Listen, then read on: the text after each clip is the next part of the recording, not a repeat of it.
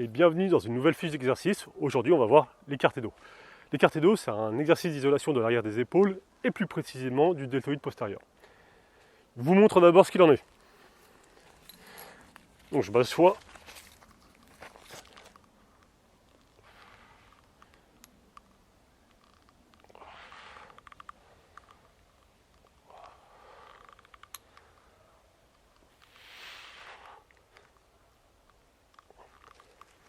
Ok, donc vous avez vu, c'est un exercice d'abduction de bras qui va permettre d'isoler l'arrière des épaules.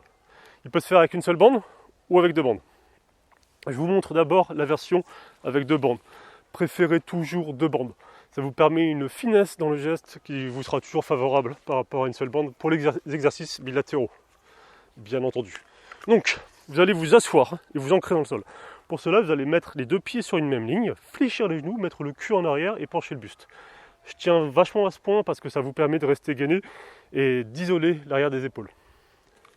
Vos bras sont tendus, ou quasi tendus, une légère flexion au niveau des coudes, les mains face à face. Et à partir de là, je vais faire deux arcs de cercle vers l'extérieur jusqu'à ce que mes bras soient en croix.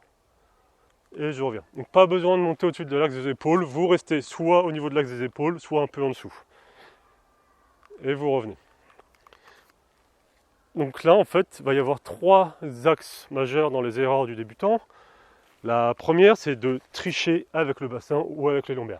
Donc le débutant, au lieu d'être parfaitement gainé et immobile, il va tricher avec les lombaires ou avec le bassin.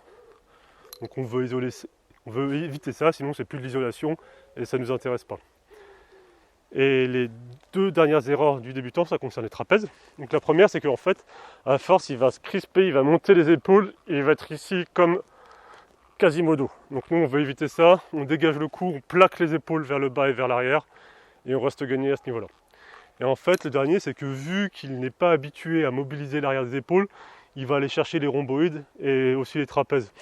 Même si les trapèzes participent un peu au mouvement, là, il va aller encore plus les recruter qu'il ne devrait. Et c'est-à-dire qu'en fait, ces omoplates vont glisser à chaque fois. Et en fait, il va les mobiliser complètement en resserrant les trapèzes l'un contre l'autre. Et autant ça peut être un exercice, ça peut être une variante, mais pour l'écarté dos, c'est pas ce qu'on veut. Pour l'écarté dos, on veut isoler l'arrière des épaules. Dans le cas où vous n'avez qu'une seule bande, vous prenez la bande en pronation, vous vous asseyez de la même manière et vous mettez du mou entre les deux mains avant de faire le geste. Dans tous les cas, choisissez une faible résistance. L'exercice est assez technique, assez dur et il vaut mieux partir de très bas et de monter petit à petit. Voilà les potes, c'est tout ce que j'avais à vous dire. À une prochaine fois, je vous fais des bisous. Ciao!